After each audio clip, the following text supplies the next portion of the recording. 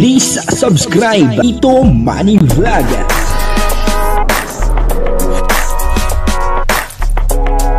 Payagan po si Tito Manny Vlog na mag-reactor para pambiling gamot sa kanya pong karamdaman. Wala man siyang records ng ng awayan. Kilalang founder ng Jomcar, na si Yang Mi ay merong pinahayag na parang gusto niya magtayo ng landing pad sa Iloilo. At may mga reactor na ang iba kumukontra. Alamin po natin sa kanyang video kung tayo po ba ay sasang-ayon o kukontra. Siyempre, ang lahat ng ngayon ay puro opinion lang. Ang makakapag-decision dyan ay walang iba kundi si Kuya Bal. Papanoorin po natin yung video at siyempre bibigyan po natin ng kaunting reaksyon.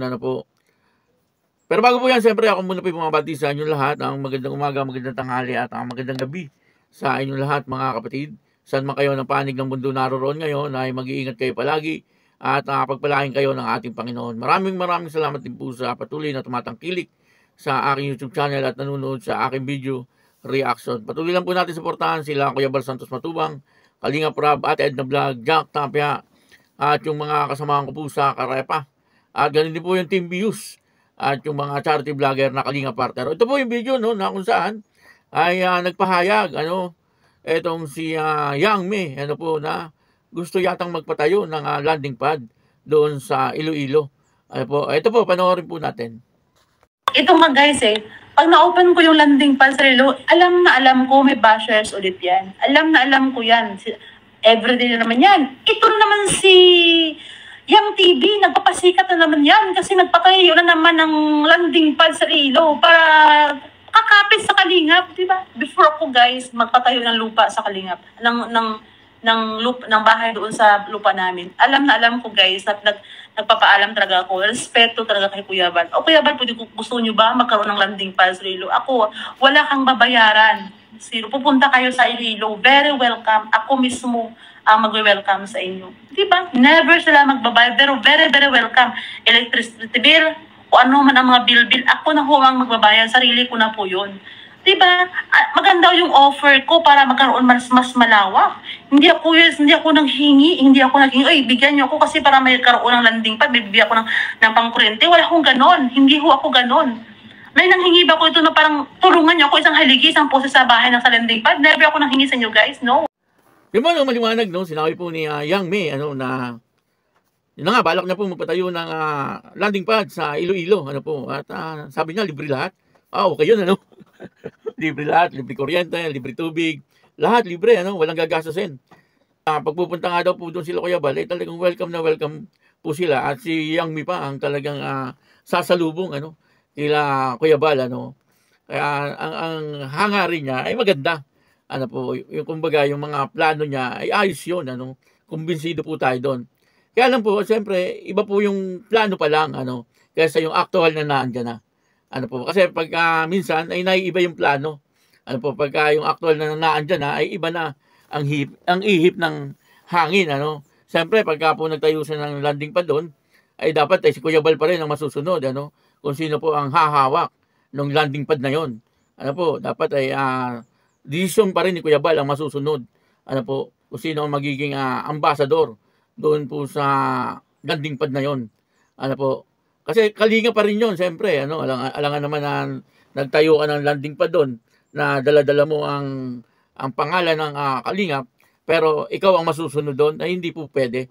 Dapat ay si Kuya Bal pa rin, ang siyang masusunod doon. Kung ganun po ang sitwasyon, ay bakit hindi? Okay po yun. Basta maliwanag na si Kuya Bal pa rin ang masusunod doon po sa itatayong landing pad sa Iloilo, ay wala pong problema yon. Pero ang lahat po ng iyan, siyempre, sa ngayon ay napag-uusapan pa lang. At ang decision po niyan, siyempre, ay manggagaling pa rin kay Kuya Bal. Hindi naman po siya pwedeng tayo na lang doon basta-basta na wala naman pong pahintulot etong si Kuya Bal. Pwede naman po siya magpatayo ng building doon. Bakit hindi? Kung kanyang lupa po yun, wala pong problema yon. Kaya lang, siyempre, kung ayaw po ni Kuya Bal, hindi po yung magiging landing pad ng Kalingap. Yun po ang ibig kong sabihin. Dapat ang lahat ng decision tungkol po doon sa itatayong landing pad, kung sakali man na ito ay matuloy, siyempre, kay Kuya Bal pa rin. At si Kuya Bal pa rin po ang masusunod kung sino ang ilalagay doon na mamamahala, ano, sabi nga ay ambassador, ano po. Kaya dapat ang lahat po ng decision siyempre ay nanggagaling pa rin kay Kuya Bal. Kanya po yung building, ano po, sa kanya yung lupa, pero sinabi naman po niya na parang voluntary niya itong ipagagamit, ano po, sa Kalingap. Hindi naman po niya sinabi na ibibigay sa Kalingap. Ano po ang sabi niya ay welcome dun sila Kuya Bal at libre lahat. Ibig sabihin ay ipagagamit lang sa Kalingap, ano po. Hindi po parang donate na niya sa Kalingap na permanente na doon ang Kalingap. Pagkakaintindi ko parang ipapagamit lang, ano, na parang walang iintindihin, ano po, ang Kalingap, ano po, sa lahat ng expenses. Parang gano'n, ano, yung pagkakaintindi ko. Pero kung ako ay mali, tama niyo po ako, ano po.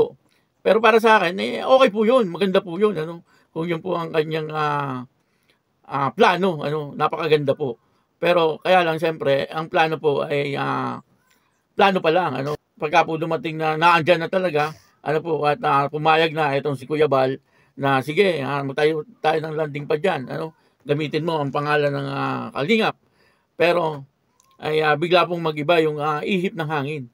Kumbaga ay hindi na si Kuya Bal ang nasusunod, ano, ang nasusunod na ay sabihin na natin, siyempre, si Yang Mi.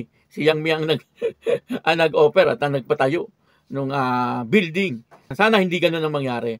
Ano po, sana kung ano yung pinag-usapan nila ni Kuya Bal, kung sakali na matuloy, ay tuparin, ano, kung ano yung ibibigay ni Kuya Bal na rules ay matupad, ano.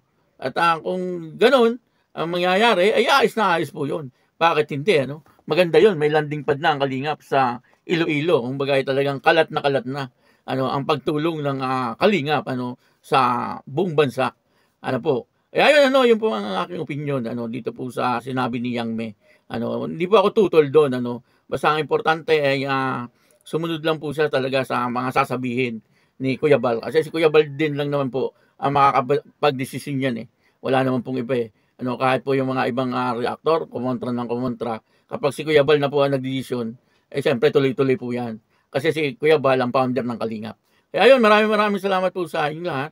At ako po si Tito Manny Vlog na nagsasabing God bless all. Diyos mabalos.